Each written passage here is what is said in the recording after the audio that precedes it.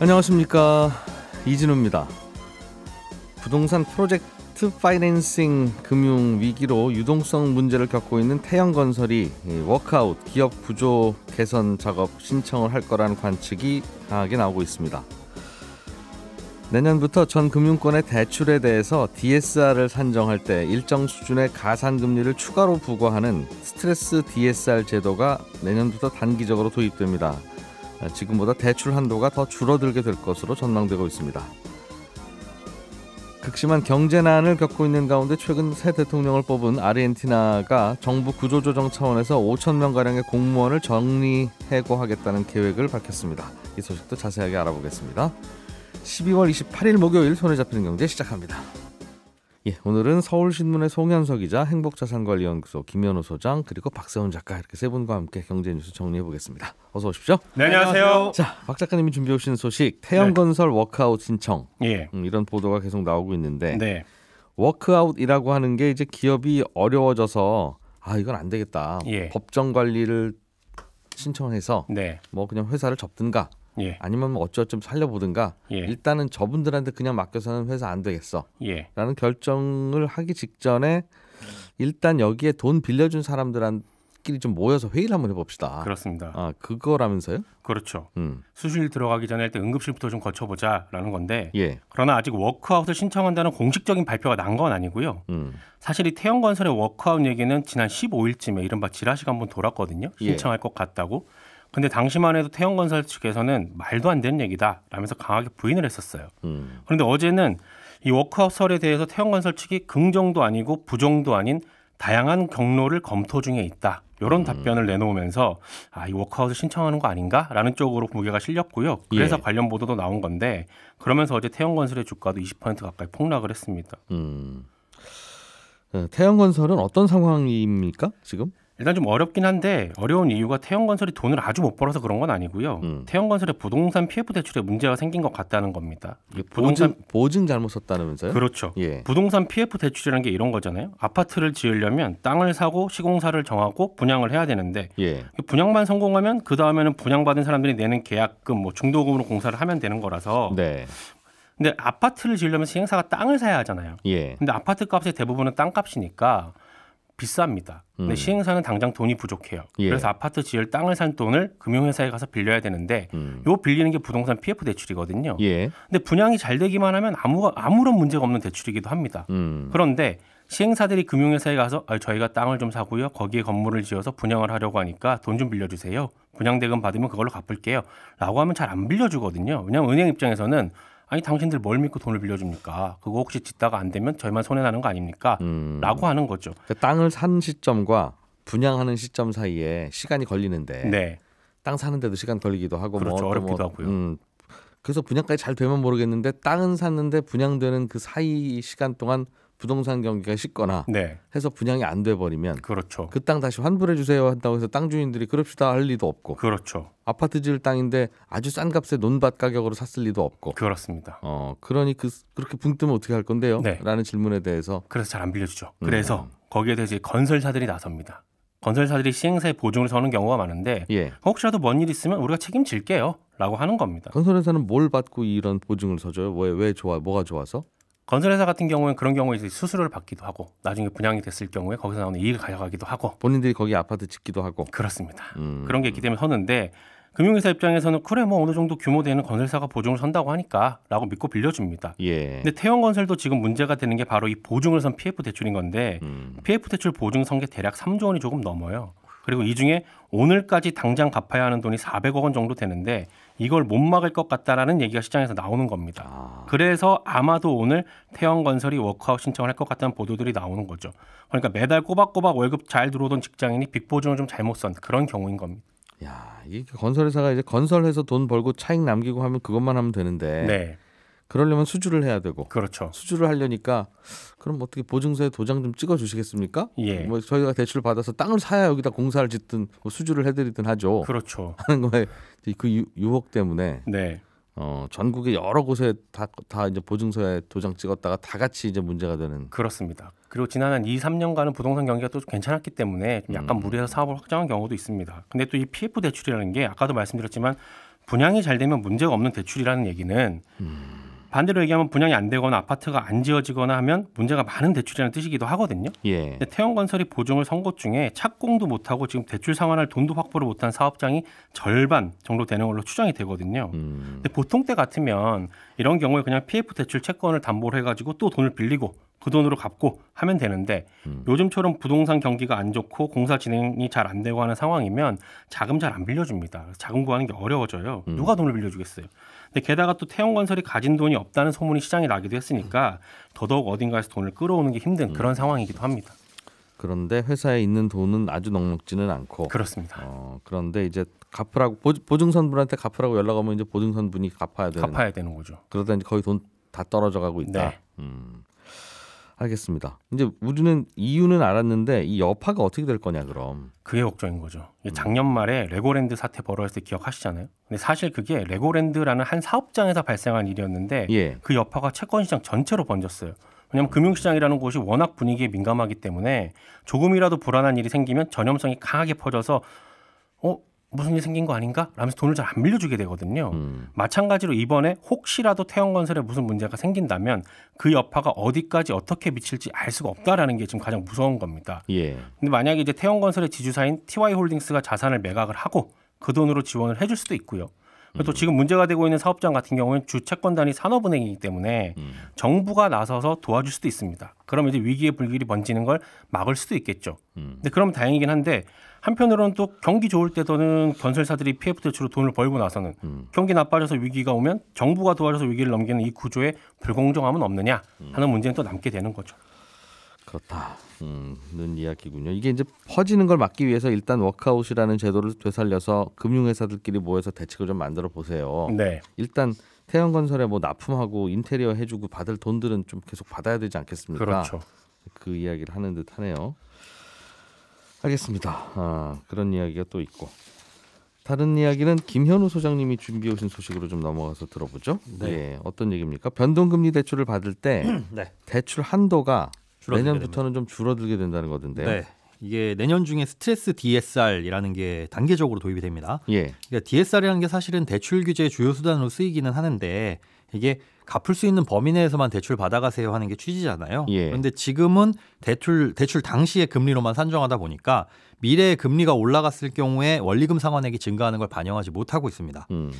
그래서 이제 미리 이걸 반영을 하겠다는 건데 사실상 미래의 금리가 뭐 올라갈 것이다 이런 것들은 대출 받는 사람이 판단해서 뭐 변동을 할 거냐 고정을 할 거냐 그런 것들을 바탕으로 결정을 해야 되는데 아예 내년부터는 제도적으로 금리가 올라갔을 때 위험을 이 규제에 반영을 해서 변동금리 대출 같은 경우에는 대출 한도가 지금보다 줄어들도록 그러니까 궁극적으로는 고정금리 대출을 뭐 유도하겠다 이런 뜻이라고 볼 수 있습니다. 그러면 구체적으로는 대출 한도 계산법이 어떻게 바뀌어요? 얼마나 줄어요? 대출 한도가? 이게 이제 그 변동금리냐 고정금리에 따라 다르고 뭐 기간에 따라 달라지긴 하는데 일단 지금 같은 경우에는 연간 원리금 상환액이 연소득의 40% 내지는 50%를 넘으면 안 되죠. 그런데 변동금리 대출 같은 경우는 지금 이 받으려는 대출 금리에다가 적게는 1.5%포인트에서 많게는 3%포인트의 가산금리를 붙여서 대출 한도를 계산합니다. 그러니까 예를 들어 지금 3%짜리 변동금리 주택담보대출 받겠다. 그러면 이거 스트레스 DSR 적용해가지고 계산할 때는 4.5%에서 6%짜리 대출로 계산해가지고 원리금을 계산하는 거죠. 그러면 이제 대출 한도가 줄어들게 될 텐데 예.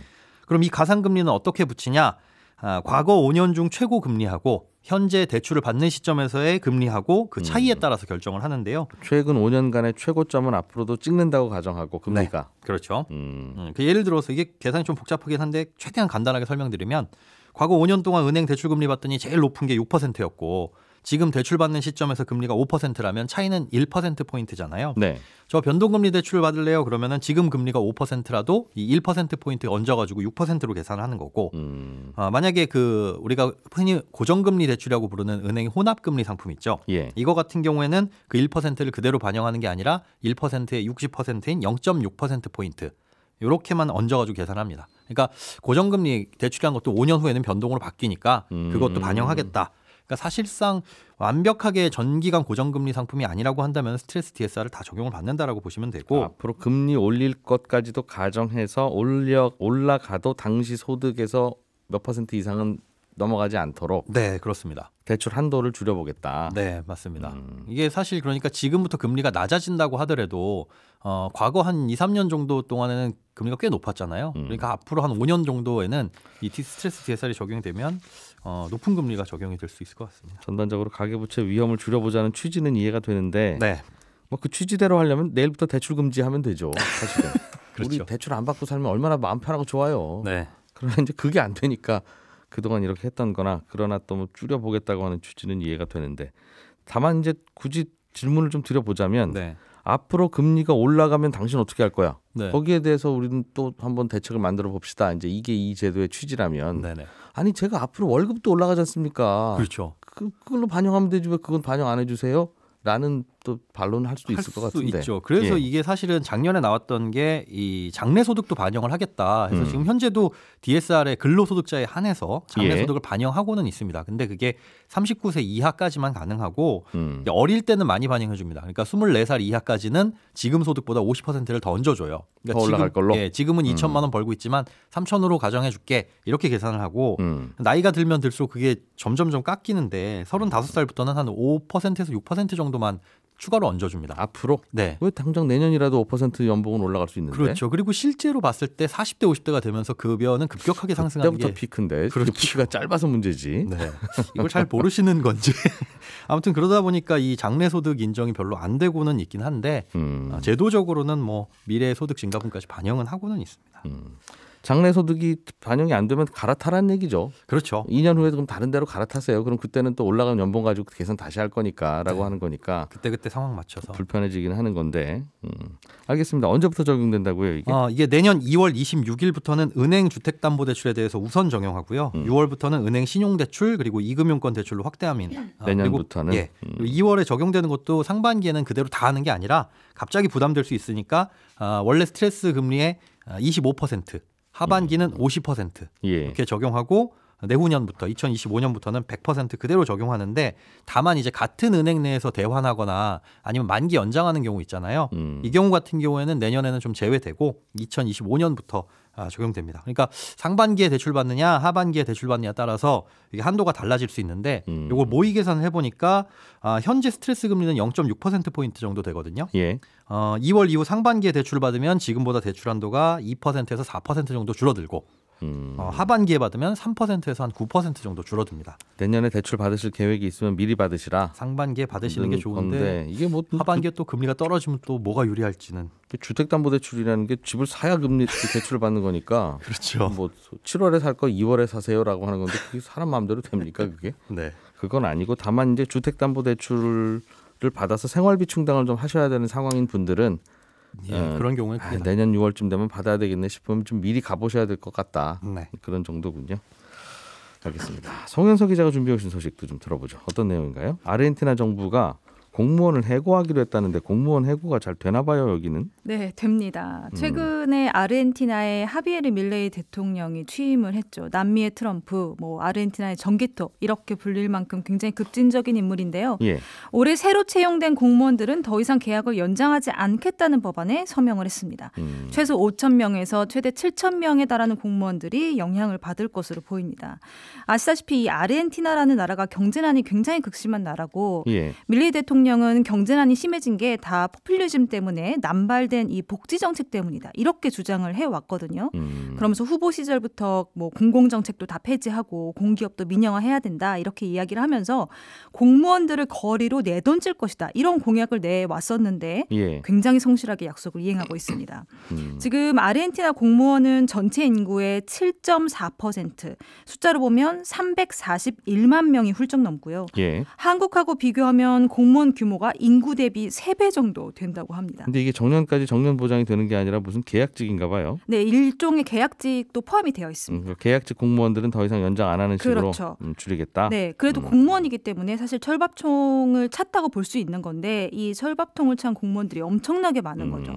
그래서 공무원을 최소 5천 명 이렇게 해고하겠다라고 하니까 벌써부터 국민들 사이에서는 독재자다 이런 이해가 나오고 있는데 당분간 밀레이의 급진적인 이런 개혁들이 이어질 것으로 보입니다. 예. 한동안 왼쪽으로 계속 갔다가 이제 갑자기 또 이제 오른쪽으로 그렇죠. 트는 건데 보통 이렇게 또 오른쪽으로 정책을 펴려고 하면 보통 선거 때는 잘 안 먹히는데 네. 워낙 답답했던 모양이에요. 아르헨티나가. 굉장히 잘 먹혔습니다. 네. 그래서 한때는 페소화를 쓰지 말고 달러화를 쓰자. 우리가 네. 페소화를 쓰니까 정부가 돈 필요할 때마다 계속 돈 찍어서 그렇죠. 나눠주고 쓰고 하다 보니까 네. 이렇게 돈 가치 떨어지고 인플레이션 생기고 나라가 이 모양 된 거 아니냐라고 네. 했는데 그건 아직은 안 하고 있죠? 네, 뭐 달러로 바꾸는 게 불가능한 건 아니지만 당장 실행을 하고 있지는 않고요. 현재는 가치가 떨어져 있는 페소화를 일단 유지를 하면서 고액면가의 지폐를 신규 발행하는 쪽으로 일단 가닥을 잡았습니다. 예. 네, 고액권 화폐가 나오게 되면 물가 상승이 더 심해질 수도 있고요.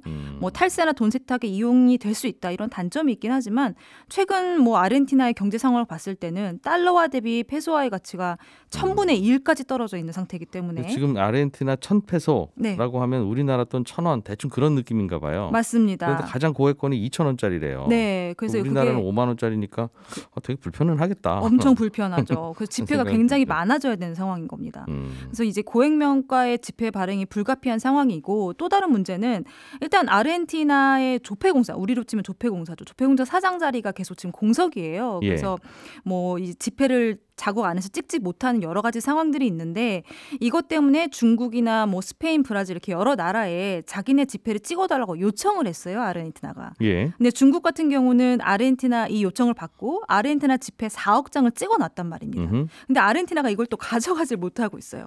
왜냐하면 지폐를 찍는데 돈이 들어갈 거 아니에요? 예. 이거를 대금을 줘야지 지금 지폐를 가지고 오는데 그럼 4억 장 중에 한 5천만 장은 빼두시고 그걸로 인쇄비 쓰시고 3억 5천만 장만 보내달라고. 중국이 받아주질 않습니다. 페소가 아니라 달러로 달라. 그렇죠. 그래서 중국한테 지금 이걸 대금을 못 주니까 지금 못 가지고 오고 있어요. 그리고 말씀하신 것처럼 뭐 그걸 달러로 주든 뭘로 주든 일단 가지고 오게 된다 할지라도 배로 운반하면은 또 이게 40일이나 걸린다고 해요. 그럼 비행기로 가져와야 되는데 운반 비용도 상당히 많이 든다고 합니다. 그래서 고액면가 지폐가 발행이 된다 하더라도 시중에 유통되기까지는 또 여러 가지 또 어려움이 있을 것으로 보입니다. 지폐 인쇄 비용도 낼 돈이 없다. 맞습니다.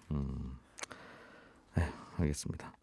이렇게 되지는 말아야 되는데 나라가 어려워지는데도 불구하고 이제 국민들은 우리가 더 힘들다라고 하면 계속 이제 돈 찍어서 쓰다가 결국 그렇죠. 이렇게 되기도 하죠. 네. 자, 한 가지 소식 좀 더 들어보죠. 미국이 대륙붕 확장 선언이라는 걸 했어요. 네. 이게 무슨 말입니까? 이게 대륙붕이 바닷물에 잠긴 대륙의 부분을 이야기하죠. 이 석유탄소와 관련된 뉴스를 접하실 때 많이 들어보셨을 겁니다. 예. 전 세계 석유 가스전의 32%가 이 대륙붕 해저에서 발견이 됩니다. 그만큼 경제적인 가치가 굉장히 높기 때문에 지하 해저 자원의 보고다 이렇게 불리는 게 대륙붕인데 최근에 미국이 북극과 그리고 대서양 동부, 베링해, 태평양 서부, 멕시코만 이런 여러 지역들에서 연장 대륙붕이라는 걸 선언을 합니다. 그러니까 사실 이제 바다의 일부분이 잠겨 있는 대륙이 대륙붕이잖아요. 우리나라 서해 바다 같은 경우가 그렇죠. 그렇죠. 그게 주인을 따지기 어려울 것 같지만 사실 유엔 해양법 협약이라는 게 있어서요. 각 국마다 우리도 마찬가지로 대륙붕을 가지고 있기는 합니다. 그래서 영토 바닷물 시작되는 곳에서 어디까지는 그래도 당신네 땅으로 쳐준다는 게 있을 텐데. 맞습니다. 일반적으로 영해 기선에서 한 370km까지는 그 나라의 대륙붕이라고 인정을 해주고요. 이걸 넘어가더라도 영토가 육지에서 자연적으로 이어진 지형이다. 이걸 입증만 해주면 최대 650km까지도 이 자국의 연장된 대륙붕이다. 그래서 연장 대륙붕이다. 이렇게 주장을 할 수가 있는 거거든요. 그러면은 자국 대륙붕 경계를 기준으로 해서 해저 바닥이나 그 아래에 있는 천연 자원들 다 가질 수 있게 되는 겁니다. 그런데 미국은 이번에 연장 대륙붕의 범위를 엄청나게 확장을 한 겁니다. 어디까지라고 주장하고 나선 겁니까? 그럼? 일단 그 아까 말씀드린 것처럼 지도로 보면 굉장히 다양한 지역에서 이 연장 대륙붕을 선언을 했고 이번에 확장한 대륙붕 규모를 보면 남한 면적의 약 100배 정도 됩니다. 그러니까 갑자기 100배가 남한 면적의 100배가 많은 이 바다도 우리 땅이다. 우리 거다. 이렇게 이제 한 거죠. 근데 이 조치가 현지에서도 좀 지나친 거 아니냐 이런 지적이 있기는 합니다. 미국 옆에 다른 나라가 없으면 뭐 그럼 그렇게 하세요 할 수 있는데 그렇죠. 이렇게 되면 다른 나라들도 그럼 여기까지도 우리 바다야라고 선언하기 시작하면 이제 막 교집합 생기고 난리 날 것 같은데. 이미 러시아, 캐나다하고는 교집합이 생겨져 있는 상태입니다. 예. 그래서 다른 국가들하고도 논쟁이 있을 것으로 보입니다. 또 여기서 뭘 미국이 좀 찾은 모양이네요. 일단 뭐 진짜... 찾아야 되는데 아직 분명히 아닙니다. 네. 분명히 뭐 발견한 거예요. 네, 그럴 겁니다. 지금 리튬이나 뭐 히토리오 뭐 이런 4차 산업에 반드시 필요한 광물들이 있을 것이다. 이렇게 예상이 되고 있는데 이런 거 참 부자가 더하다는 말이 진짜 맞아요. 있는 사람이 하겠습니다. 더합니다. 네, 이게 뭐 어떤 광물을 채취하더라도 사실상 뭐 전기 자동차 배터리나 뭐 재생에너지 프로젝트 이런 거에 필요한 핵심 광물의 가능성이 높습니다. 네. 다른 나라는 괜찮아요? 예를 들면 우리랑 맞대하고 있는 네. 중국이나 일본도 그럼 우리도 늘린다라고 하면 이제 우리나라 바다하고 좀 부딪히는 거 아니겠습니까? 그렇죠. 일본도 가만히 있진 않습니다. 최근에 기시다 후미오 총리가 자국의 배타적 경제 수역 밖에 약 12만 제곱킬로미터 이게 남한 면적보다 조금 더 넓은 규모의 이 연장 대륙붕을 선언을 했습니다. 예. 근데 이게 또 미국하고 접해져 있는 부분이 있는데 미국하고 지금 조율을 계속 하고 있거든요. 근데 어렵지 않게 협상이 이뤄질 것으로 보고 여기에도 코발트나 니켈 같은 희소 금속이 매장된 것으로 보입니다. 이렇게 미국이나 일본이 발빠르게 연장 대륙붕 주장을 내놓고 있는 건 결국 경제적인 측면에서 국익하고 직결되어 있다. 뭐 이렇게 있겠죠. 그렇죠. 당연히. 볼 수가 있는 거고요. 특히 뭐 일본 같은 경우는 이제 우리와도 연결되어 있는 제주도 쪽에 있는 칠광구 대륙붕 이쪽에 천연자원 소유권을 갖는 걸 최종 목표로 하고 있을 것으로 보입니다. 네. 예, 박사훈 작가, 송현석 기자, 김현우 소장 세 분과 함께했습니다. 저는 내일 아침 8시 30분에 다시 오겠습니다. 이진우였습니다. 고맙습니다.